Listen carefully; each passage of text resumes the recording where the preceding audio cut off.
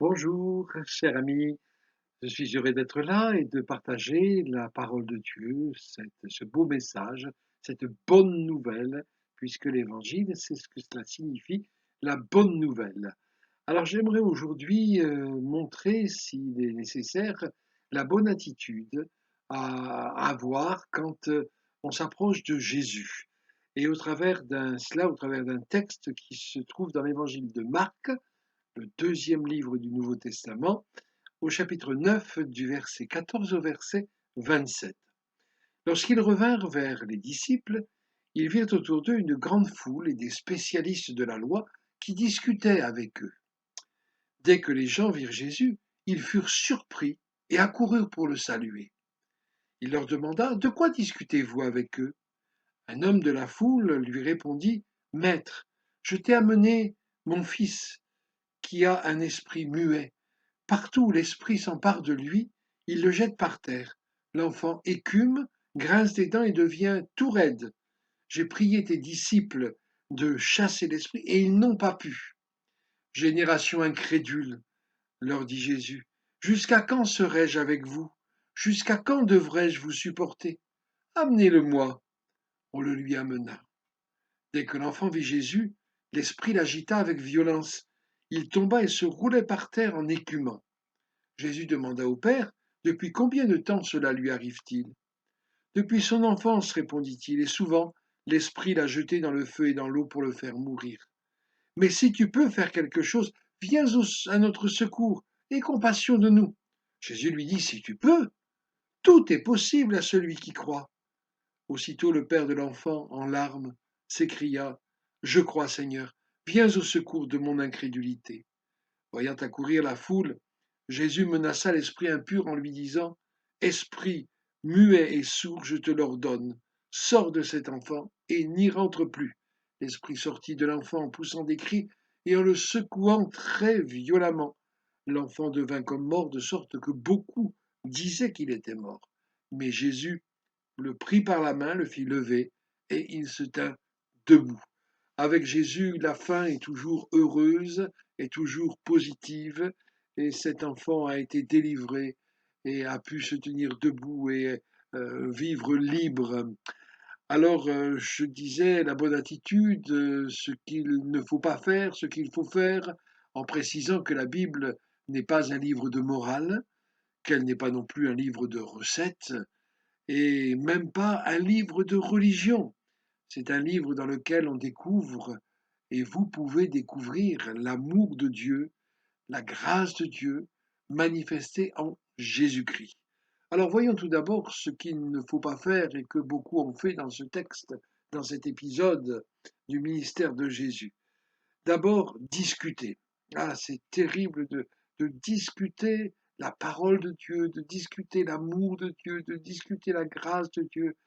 Je vous invite d'emblée à croire en tout cela, à croire que Dieu désire réellement votre bien, désire réellement que votre vie soit équilibrée, épanouie, débarrassée de toutes sortes de fardeaux, de choses qui vous oppressent, qui vous obligent à faire ce que vous ne voudriez pas faire, et surtout ce que Dieu ne voudrait pas que vous fassiez, et qui vous empêchent de faire au contraire ce qui est bon, ce qui est profitable, ce qui est solide, ce qui est durable. D'abord la foule qui discute. Oh, c'est vrai que dans la foule, on peut trouver tellement d'opinions diverses. Et on peut se dire, mais alors qui a raison, qui a tort? Je ne crois pas qu'il faille raisonner ainsi. Je crois qu'il faut venir vraiment auprès de Dieu pour chercher les réponses dont nous avons impérativement besoin. Il y a les scribes, ces gens religieux qui eux aussi euh, discutaient pour, par rapport à la loi de Dieu, à l'Ancien Testament, l'Ancienne Alliance, Moïse et les prophètes et tout cela. Mais le Seigneur ne veut pas que la religion devienne pour vous un sujet de polémique, un sujet d'incertitude. Il veut que la vraie religion, celle qui vous lie à lui, soit votre partage et qu'ainsi vous puissiez être vraiment dans son intimité et que vous découvriez en lui les choses qui manquent à votre vie. Et puis il y a les disciples même, ceux qui pourtant connaissent Jésus, qui ont déjà parcouru un bout de chemin avec lui, qui l'ont vu déjà accomplir des miracles, qui savent qui il est, qui devraient savoir en tout cas qui il est. Et puis eux aussi ils discutent. Ah, quand on connaît Jésus et qu'on découvre jour après jour son amour, sa grâce, sa puissance, l'authenticité de tout ce qu'il nous dit et le fait que c'est pour nous, alors on ne discute plus. Et puis il y a cet homme dans la foule, qui est pris dans la foule, qui a son problème, un problème épineux bien sûr, qui fait preuve même d'incrédulité, et puis qui ne peut pas, euh, qui nous montre que c'est vrai, on ne peut pas s'approcher de Jésus en discutant.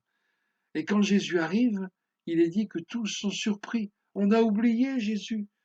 Ah, j'aimerais que Jésus vous surprenne aujourd'hui. J'aimerais que, en venant agir dans votre situation, dans votre besoin, dans votre vie, il puisse vous surprendre.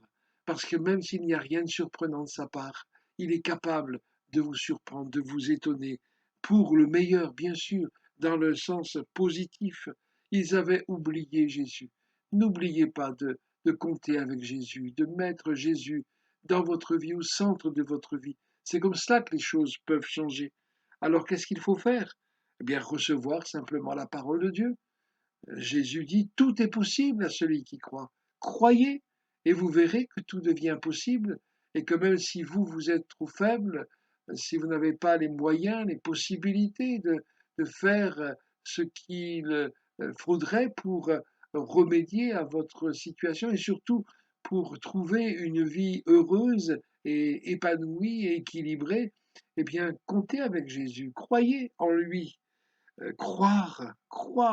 La foi, c'est ce qui nous permet de voir les promesses de Jésus s'accomplir dans notre vie.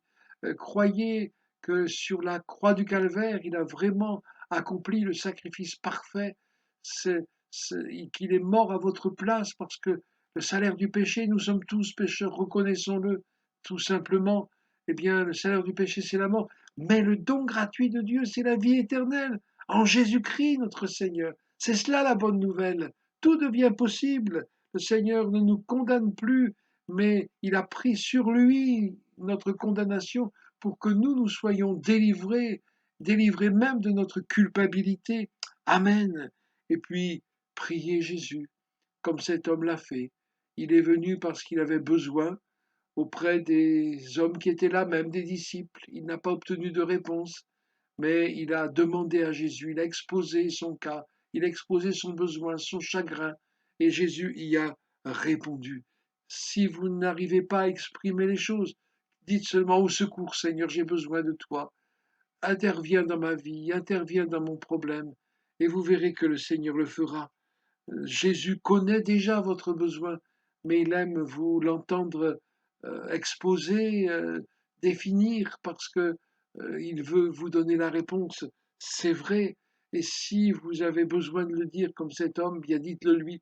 Seigneur, je crois, mais viens au secours de mon incrédulité. Ou alors je n'arrive pas à croire. Eh bien, viens me communiquer la foi, viens m'aider. Lisez l'Évangile, vous trouverez la foi en lisant cette, cette bonne nouvelle, en lisant la vérité qui concerne Jésus. Et Jésus veut agir pour vous. Le Seigneur ne fait pas que parler, mais il agit.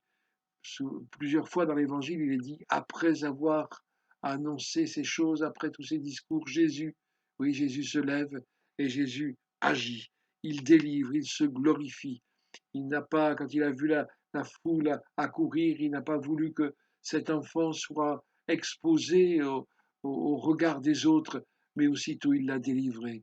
Et aussitôt, aujourd'hui même, le Seigneur peut, oui, tout changer, vraiment, vraiment, dans votre vie. Permettez que, ensemble, nous invoquions le nom du Seigneur. Seigneur, merci pour l'Évangile, merci pour la bonne nouvelle, merci pour ces récits qui nous montrent ton amour, ta puissance, ta compassion, ton désir de nous faire du bien, de nous libérer, de faire de nos vies quelque chose de bon, Seigneur. tu connais cet ami qui est là et qui peut-être a besoin dans un domaine particulier de ton intervention.